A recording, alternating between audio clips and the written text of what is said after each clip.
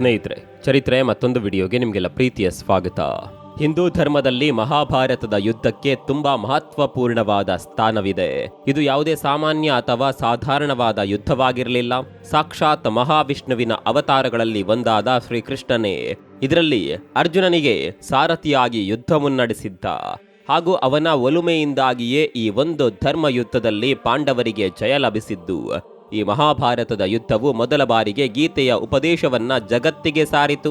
ಇದರಲ್ಲಿ ಭಾಗವಹಿಸಿದ ಎಷ್ಟೋ ಜನ ವೀರ ಯೋಧರು ರಣಾಂಗಣದಲ್ಲಿ ಯುದ್ಧ ಮಾಡುತ್ತಲೇ ಮಡಿದು ಹುತಾತ್ಮರಾದರು.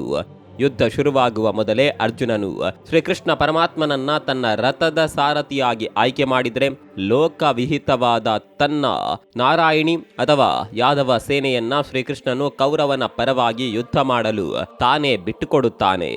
ಈ ಯುದ್ಧ ಯಾಕಾಯಿತು, ಈ ಯುದ್ಧದ ಸಮಯದಲ್ಲಿ ಏನೇನಾಯಿತು ಹಾಗೂ ಇದರ ಅಂತಿಮ ಪರಿಣಾಮಗಳೇನು ಎಂಬ ಬಗ್ಗೆ ನಾವು ಮಹಾಭಾರತದ ಕುರಿತಾಗಿ ಈ ಹಿಂದೆ ಚರ್ಚೆ ಮಾಡಿದ ಹಲವಾರು ವಿಡಿಯೋಗಳ ಮೂಲಕ ತಿಳಿದುಕೊಂಡಿದ್ದೇವೆ. ಆದರೆ ಈ ಯುದ್ಧದಲ್ಲಿ ಕೌರವನ ಪರವಾಗಿ ಹೋರಾಡಿದ ಶ್ರೀಕೃಷ್ಣನ ವಿಶ್ವವಿಖ್ಯಾತ ನಾರಾಯಣಿ ಸೇನೆಯ ಬಗ್ಗೆ ನಮ್ಮಲ್ಲಿ ಹೆಚ್ಚಿನವರಿಗೆ ಸಾಕಷ್ಟು ಗೊತ್ತಿಲ್ಲ. ನಾವೆಲ್ಲ ಮಹಾಭಾರತವನ್ನ ತಕ್ಕ ಮಟ್ಟಿಗಾದರೂ ಓದಿ ಗ್ರಹಿಸಿದ್ದೇವೆ. ಆದರೆ ಈ ನಾರಾಯಣಿ ಸೇನೆಯ ಕುರಿತಾಗಿ ನಮ್ಮಲ್ಲಿ ಯಾವುದೇ ಶಾಸ್ತ್ರ ಗ್ರಂಥಗಳಲ್ಲಾಗ್ಲಿ ಅಥವಾ ಇತರೆ ಉಲ್ಲೇಖಗಳಲ್ಲಾಗ್ಲಿ ಹೆಚ್ಚಿನ ಮಾಹಿತಿ ನಮಗೆ ಸಿಗೋದಿಲ್ಲ.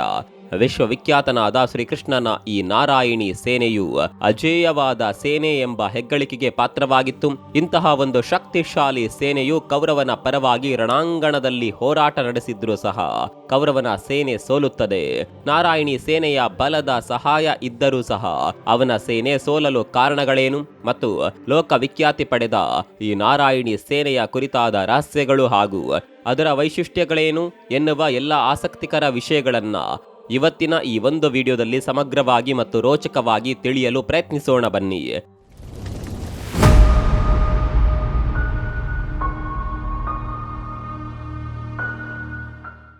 ಮಹಾಭಾರತದ ಕಥೆಯಲ್ಲಿ ಹೇಳಿರುವಂತೆ ಕುರುಕ್ಷೇತ್ರ ಯುದ್ಧವು ನಿಶ್ಚಯವಾದ ದಿನದಿಂದಲೇ ಎರಡೂ ಪಕ್ಷಗಳ ರಾಜರು ತಮ್ಮ ತಮ್ಮ ಸೇನೆಯ ಬಲವನ್ನ ಕಲೆ ಹಾಕಲು ಹಾಗೂ ವೃದ್ಧಿ ಮಾಡಿಕೊಳ್ಳಲು ಶುರು ಮಾಡ್ತಾರೆ.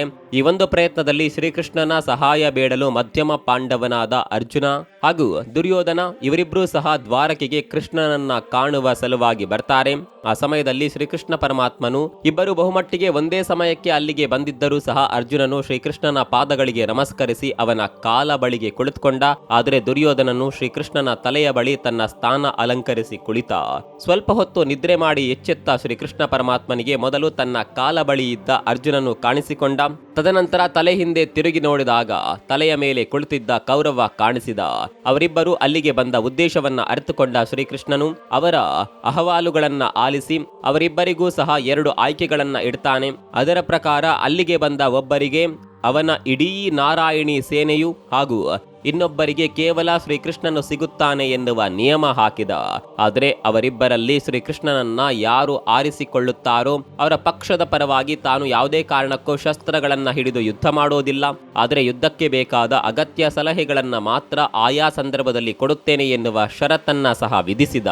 ಅವನು ಹೀಗೆ ಹೇಳಿದ್ದೇ ತಡ ಅರ್ಜುನನು ತನಗೆ ಶ್ರೀಕೃಷ್ಣನೊಬ್ಬ ಇದ್ದರೆ ಸಾಕು ಎಂದು ಹೇಳ್ತಾನೆ. ಈ ಮೂಲಕ ಶ್ರೀಕೃಷ್ಣನ ಇಡೀ ಯಾದವ ಸೇನೆಯು ಅನಾಯಾಸವಾಗಿ ಕೌರವನಿಗೆ ಸಿಗುತ್ತದೆ. ಮುಂದೆ ಯುದ್ಧ ಶುರುವಾದ ನಂತರ ಏನೆಲ್ಲ ನಡೆಯಿತು ಅನ್ನುವುದರ ಬಗ್ಗೆ ನಮ್ಮಲ್ಲಿ ಬಹುತೇಕರಿಗೆ ಗೊತ್ತೇ ಇದೆ.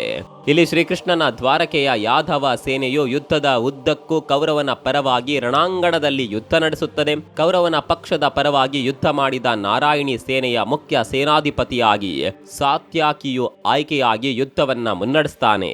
ನಾವಿಲ್ಲಿ ನಾರಾಯಣಿ ಸೇನೆಯ ಕುರಿತಾದ ಕೆಲವು ವಿಶೇಷ ಸಂಗತಿಗಳನ್ನ ಒಂದೊಂದಾಗಿ ಈ ಮುಂದಿನಂತೆ ತಿಳಿಯುತ್ತಾ ಹೋಗೋಣ. ಮೊದಲನೇದಾಗಿ ನಾರಾಯಣಿ ಸೇನೆ ಎಂದರೆ ಸಾಕ್ಷಾತ್ ನಾರಾಯಣನ ಸೇನೆ ಎಂದರ್ಥ. ಆ ಭಗವಾನ್ ನಾರಾಯಣನ ಒಂದಂಶವೇ ಶ್ರೀಕೃಷ್ಣ ಪರಮಾತ್ಮ. ಹೀಗಾಗಿ ನಾರಾಯಣಿ ಸೇನೆ ಎಂದರೆ ಶ್ರೀಕೃಷ್ಣನ ಸೇನೆ ಎಂದು ಸಹ ಅರ್ಥವಿದೆ. ಈ ಸೇನೆಯನ್ನ ಶ್ರೀಕೃಷ್ಣನು ತಾನು ಬಾಲ್ಯಾವಸ್ಥೆಯಲ್ಲಿದ್ದಾಗಲೇ ತನ್ನ ಸ್ನೇಹಿತರು ಹಾಗೂ ಸೋದರರ ಜೊತೆಗೂಡಿ ರಚಿಸಿ ಇಟ್ಕೊಂಡಿದ್ದ. ಹಾಗೂ ಈ ಸೇನೆಗೆ ಅವನೇ ಎಲ್ಲ ರೀತಿಯ ಯುದ್ಧದ ಕಲೆಗಳನ್ನ ಕಲಿಸಿ ಅವರನ್ನ ತರಬೇತಿ ಮಾಡಿದ್ದ ಎನ್ನಲಾಗುತ್ತದೆ. ಇದೇನು ಸಾಮಾನ್ಯವಾದ ಸೇನೆಯಾಗಿರಲಿಲ್ಲ. ಇವರು ಬಾಣಗಳನ್ನ ಪ್ರಹಾರ ಮಾಡಿ ನಿಂತರೆ ಅಲ್ಲೊಂದು ಬಾಣಗಳ ಮಹಾ ಮಳೆಯೇ ಸೃಷ್ಟಿಯಾಗ್ತಾ ಇತ್ತು. ಇವರ ಬಾಣಗಳ ಪ್ರಹಾರದ ತೀಕ್ಷ್ಣತೆಯನ್ನ ಎದುರಿಸಬಲ್ಲ ಯಾವುದೇ ಯೋಧನೂ ಸಹ ಪ್ರಪಂಚದಲ್ಲಿ ಇರಲಿಲ್ಲ. ಈ ಸೇನೆಯು ಕಲಾರಿಪಟ್ಟು ಎನ್ನುವ ಮಾರ್ಷಲ್ ಕಲೆಯಲ್ಲಿ ನೈಪುಣ್ಯತೆ ಸಾಧಿಸಿತ್ತು ಎಂದು ಹೇಳಲಾಗುತ್ತದೆ. ಹಾಗೂ ಈ ಒಂದು ವಿಶಿಷ್ಟವಾದ ಫೈಟಿಂಗ್ ವಿಧಾನವನ್ನ ಶ್ರೀಕೃಷ್ಣನೇ ತನ್ನ ಸೇನೆಯ ಎಲ್ಲರಿಗೂ ತಾನೇ ನಿಂತು ಕಲಿಸಿದ್ದನಂತೆ. ಈ ಸೇನೆಯ ಅಗಾಧ ಗಾತ್ರ ಹಾಗೂ ಮಹಾಬಲವನ್ನ ನೋಡಿದ ಎಲ್ಲರೂ ಸಹ ಇದೊಂದು ಮಹಾಸೇನೆ ಎಂದು ಒಪ್ಪಿದ್ದರು. ಇದರ ಮುಂದೆ ನಿಂತು ಹೋರಾಟ ನಡೆಸಿ ಗೆಲ್ಲಬಲ್ಲ ಸಮರ್ಥಶಾಲಿ ಪ್ರಪಂಚದಲ್ಲಿಯೇ ಯಾರೂ ಇರಲಿಲ್ಲ. ಇದನ್ನ ಎಲ್ಲರೂ ಸಹ ಚದುರಂಗ ಬಲದ ಸೇನೆ ಎಂದು ಕರೆಯುತ್ತಿದ್ದರು. ಅಂದ್ರೆ ಆನೆ, ಕುದುರೆ, ಒಂಟೆ ಹಾಗೂ ಕಾಲ್ದಳ ಹೀಗೆ ಎಲ್ಲಾ ತರಹದ ಚದುರಂಗ ಬಲವನ್ನ ಸಹ ಹೊಂದಿದ್ದ ಪರಿಪೂರ್ಣವಾದ ಹಾಗೂ ಬಲಶಾಲಿಯಾದ ಸೇನೆ ಇದಾಗಿತ್ತು. ಇಡೀ ಮಹಾಭಾರತದಲ್ಲಿಯೇ ಯಾದವ ಸೇನೆಯಷ್ಟು ಭಯಂಕರವಾದ ಹಾಗೂ ಉಗ್ರವಾದ ಸೇನೆ ಮತ್ತೊಂದಿರಲಿಲ್ಲ ಎಂಬ ವಾದವಿದೆ. ಹಾಗೂ ಈ ಸೇನೆಯ ಮಹಾಬಲಶಾಲಿಯಾದ ಯೋಧನನ್ನ ವೀರ ಯಾದವ ಎಂದೇ ಕರೆಯಲಾಗ್ತಾ ಇತ್ತು. ಯಾದವ ಸೇನೆಯ ಸಹಿತ ಕೌರವನ ಬಳಿ ಇದ್ದ ಇತರೆ ಎಲ್ಲಾ ಸೇನೆಯೂ ಸೇರಿ ಅವನ ಬಳಿ ಒಟ್ಟು 11 ಅಕ್ಷೋಹಿಣಿಯಷ್ಟು ಸೇನೆ ಇತ್ತು. ಆದರೆ ಪಾಂಡವರ ಬಳಿ ಕೇವಲ 7 ಅಕ್ಷೋಹಿಣಿ ಸೈನ್ಯ ಮಾತ್ರ ಇತ್ತು. 1 ಅಕ್ಷೋಹಿಣಿ ಎಂದರೆ 2,18,700 ಜನ ಯೋಧರ ಸಮೂಹ ಎಂದರ್ಥ. ಇಲ್ಲಿ ಯುದ್ಧ ಮಾಡದ ಸಾರಥಿಯನ್ನ ಹೊರತುಪಡಿಸಿ ಈ ಎಲ್ಲ ಲೆಕ್ಕ ಮಾಡಲಾಗುತ್ತಿತ್ತು. ಅಂದ್ರೆ ಈ ಲೆಕ್ಕದ ಪ್ರಕಾರ ಕೌರವನ ಬಳಿ ಇದ್ದ ಸೇನೆಯ ಗಾತ್ರ 24 ಲಕ್ಷಕ್ಕಿಂತಲೂ ಹೆಚ್ಚು. ಅದೇ ಪಾಂಡವರ ಬಳಿ ಇದ್ದದ್ದು 15,30,30,000 ಆಸುಪಾಸು ಮಾತ್ರ. ಯಾದವ ಸೇನೆ ಎಂದರೆ ಅದು ಕೃಷ್ಣನ 18,000ದಷ್ಟಿದ್ದ ಸೋದರರು ಹಾಗೂ ಇತರೆ ಭಾತೃಗಳಿಂದ ಸೇರಿ ರಚನೆಯಾದ ಸೇನೆ ಎಂದರ್ಥ. ಕೃಷ್ಣನ ಬಳಿ 10 ಲಕ್ಷ ಯೋಧರಿದ್ದರು. ಅಂದರೆ ಯಾದವ ಸೇನೆಯೊಂದೇ ಸುಮಾರು 7 ಅಕ್ಷೋಹಿಣಿಯಷ್ಟಿತ್ತು.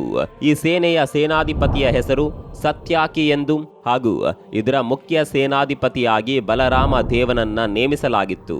ಇಷ್ಟಲ್ಲದೆ 7 ಅತಿರಥರು ಹಾಗೂ 7 ಮಹಾರಥರಿದ್ದರು. ಇನ್ನು ಇದರ 1 ಅಕ್ಷೋಹಿಣಿ ಸೇನೆಯಲ್ಲಿ 21,870ರಷ್ಟು ಗಜದಳ, 21,970ರಷ್ಟು ರಥಗಳು, 65,610ರಷ್ಟು ಅಶ್ವದಳ ಹಾಗೂ 1,09,350ರಷ್ಟು ಪದಾತಿ ದಳವಿತ್ತು. ಯಾದವ ಸೇನೆಯ ಅತಿರಥರಲ್ಲಿ ಯಾದವ ವೀರನಾದ ಕೃತವರ್ಮನದ್ದು ಪ್ರಮುಖ ಹೆಸರು. ಇವನು ಈ ಮಹಾಸೇನೆಯ ಒಂದಿಡೀ ಅಕ್ಷೋಹಿಣಿಯಷ್ಟು ಸೇನೆಯನ್ನ ಮುನ್ನಡೆಸಬಲ್ಲನಾಗಿದ್ದ. ಇವನಿಂದ ಕೌರವ ಸೇನೆಗೆ ತುಂಬಾ ಸಹಾಯವೇ ಆಯಿತು ಎನ್ನಬಹುದು. ಇನ್ನುಳಿದಂತೆ ಈ ಸೇನೆಯ ಮುಖ್ಯ ಸೇನಾಧಿಪತಿಯಾದ ಬಲರಾಮನು ಈ ಸೇನೆಯ ಉಳಿದ ಭಾಗದ ನೇತೃತ್ವ ವಹಿಸಿಕೊಂಡಿದ್ದ. ಆದರೂ ಸಹ ಬಲರಾಮ ಕುರುಕ್ಷೇತ್ರ ಯುದ್ಧದಲ್ಲಿ ಭಾಗವಹಿಸಿರಲಿಲ್ಲ. ಕಾರಣ ಅವನಿಗೆ ಪಾಂಡವ ಹಾಗೂ ಕೌರವರಿಬ್ಬರ ಮೇಲೂ ಸಹ ಸಮಾನವಾದ ಪ್ರೀತಿ, ಕಾಳಜಿ ಇತ್ತು. ತಾನು ಯಾವುದೇ ಒಬ್ಬರ ಪಕ್ಷ ವಹಿಸಿದರೆ ಇನ್ನೊಬ್ಬರಿಗೆ ಅನ್ಯಾಯ ಮಾಡಿದ ಹಾಗಾಗುವುದೆಂದು ಅವನಿಗೂ ಸಹ ಗೊತ್ತಿತ್ತು. ತನ್ನಿಂದ ಯಾರಿಗೂ ಸಹ ತೊಂದರೆಯಾಗೋದು ಬೇಡವೆಂದೇ ಅವನು ಯುದ್ಧದಲ್ಲಿ ಯಾರ ಸಾರಥ್ಯವನ್ನ ಸಹ ವಹಿಸಿರಲಿಲ್ಲ. ಈ ಬಗ್ಗೆ ಅವನು ಕೃಷ್ಣನಿಗೂ ಸಹ ಸಾಕಷ್ಟು ರೀತಿಯಲ್ಲಿ ತಿಳಿ ಹೇಳಿ ತಾವಿಬ್ಬರೂ ಸಹ ಇದರಿಂದ ದೂರ ಇರೋಣ ಎಂದು ಹೇಳಿದ್ದ ಕೂಡ. ಆದರೆ ಕೃಷ್ಣನಿಗೆ ಪಾಂಡವರ ಮೇಲೆ, ಅದರಲ್ಲೂ ಅರ್ಜುನನ ಮೇಲೆ ಮಮತೆ ಹೆಚ್ಚು. ಹೀಗಾಗಿ ಅರ್ಜುನನ ಒಡಗೂಡಿ ಅವನು ಗಾಂಡೀವಿಯ ರಥದ ಸಾರಥ್ಯವನ್ನ ನಡೆಸಿದ. ಅಲ್ಲದೆ ಕೃಷ್ಣನಿಲ್ಲದೆ ಹೋದಲ್ಲಿ ತಾನು ಯುದ್ಧವನ್ನೇ ಮಾಡಲ್ಲ ಅಂತ ಸವ್ಯಸಾಚಿ ಹಠ ಹಿಡಿದಿದ್ದ. ಬಲರಾಮನ ಹಿಡಿತದಲ್ಲಿ ಯಾದವರ 7 ಅಕ್ಷೋಹಿಣಿ ಸೇನೆಯಲ್ಲಿ 6 ಅಕ್ಷೋಹಿಣಿ ಸೇನೆ ಇತ್ತು. ಬಲರಾಮ ಈ ಯುದ್ಧದಲ್ಲಿ ಭಾಗವಹಿಸದೇ ಇದ್ದದ್ದಕ್ಕೆ ಅವನ ನಿಯಂತ್ರಣದ 6 ಅಕ್ಷೋಹಿಣಿಯ ಯಾದವ ಸೇನೆಯೂ ಸಹ ಯುದ್ಧದಲ್ಲಿ ಭಾಗಿಯಾಗಿರಲಿಲ್ಲ. ಈ ಕಾರಣದಿಂದಾಗಿ ಅಲ್ಲಿ ಭಾಗಿಯಾಗಿದ್ದು ಕೃತವರ್ಮನ ಹಿಡಿತದ 1 ಅಕ್ಷೋಹಿಣಿಯ ಯಾದವ ಸೇನೆ ಮಾತ್ರ. ಇದೆಲ್ಲದರ ಜೊತೆ ಇಲ್ಲಿ ಭೀಮ ಹಾಗೂ ಕೌರವರಿಗೆ ಮಲ್ಲಯುದ್ಧ ಮತ್ತು ಗದಾಯುದ್ಧ ಕಲಿಸಿದ ಗುರುವೇ ಬಲರಾಮ ದೇವ. ಹೀಗಾಗಿ ತನ್ನದೇ ಶಿಷ್ಯರಾದ ಅವರಿಬ್ಬರಲ್ಲಿ ಯಾರನ್ನ ಸಹ ಕೊಲ್ಲಲು ಅವನಿಗೆ ಇಷ್ಟವಿರಲಿಲ್ಲ. ಯಾದವ ಸೇನೆಯ ಸೇನಾಧ್ಯಕ್ಷನಾಗಿದ್ದು ಸತ್ಯಾಕಿ ಎಂದು ನಾವು ಮೊದಲೇ ಹೇಳಿದ್ವಿ. ಇವನ ಗುರು ಅರ್ಜುನನಾಗಿದ್ದ. ಹೀಗಾಗಿ ಸತ್ಯಾಕಿಗೆ ಅರ್ಜುನನ ವಿರುದ್ಧವಾಗಲಿ ಅಥವಾ ಪಾಂಡವರ ಮೇಲಾಗಲಿ ಯುದ್ಧ ಮಾಡಲು ಕಿಂಚಿತ್ ಸಹ ಇಷ್ಟವಿರಲಿಲ್ಲ. ಸತ್ಯಾಕಿಯ ಈ ಕೋರಿಕೆಯನ್ನ ಮನ್ನಿಸಿದ ಕೃಷ್ಣನು ಪಾಂಡವರ ಹೊರತಾಗಿ ಆ ಪಕ್ಷದ ಇತರರ ಮೇಲೆ ಮಾತ್ರ ಅವನು ಯುದ್ಧ ಮಾಡುವಂತೆ ಆದೇಶಿಸಿದ. ಯಾದವ ಸೇನೆಯನ್ನ ಅಜೇಯ ಎನ್ನಲಾಗಿದೆ. ಆದರೂ ಸಹ ಇದರ ಸಹಾಯ ಪಡೆದ ಕೌರವ ಸೇನೆ ಸೋತು ನೆಲಕಚ್ಚಿತು. ಇದಕ್ಕೆ ಕಾರಣ ಏನು ಎಂಬುದು ಅನೇಕರ ಗುಮಾನಿ ಇರಬಹುದು. ಅದು ಅಜೇಯವಾದ ಸೇನೆಯೇ ಆಗಿದ್ದರಿಂದ ಯುದ್ಧದ ಕಡೆಯ ನಿಮಿಷದವರೆಗೂ ಸಹ ಇದರ ಸೇನೆಯ ಎಲ್ಲರೂ ಸಹ ಬದುಕಿದ್ದರು. ಕೃಷ್ಣನ ಸಾರಥ್ಯ ಇಲ್ಲದಿದ್ದರಿಂದ ಕೌರವ ಗೆಲ್ಲಲಾಗಲಿಲ್ಲ. ದೈವ ಬಲದ ಹೊರತು ಬೇರೆ ಯಾವುದೇ ಬಲ ಇರುವ ಯಾರೂ ಸಹ ಗೆದ್ದ ಉದಾಹರಣೆ ವಿಶ್ವದ ಚರಿತ್ರೆಯಲ್ಲೇ ಇಲ್ಲ.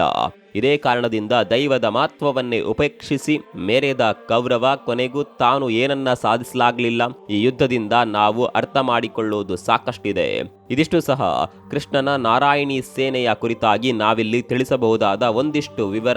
ಈ ನಾರಾಯಣಿ ಸೇನೆಯ ಬಗ್ಗೆ ನಿಮ್ಮ ಅಭಿಪ್ರಾಯವನ್ನ ಕಾಮೆಂಟ್ ಬಾಕ್ಸ್ನಲ್ಲಿ ಬರೆಯಿರಿ. ಮತ್ತೊಂದು ವಿಡಿಯೋದಲ್ಲಿ ಸಿಗೋಣ. ಅಲ್ಲಿವರೆಗೆ ನಮಸ್ಕಾರ.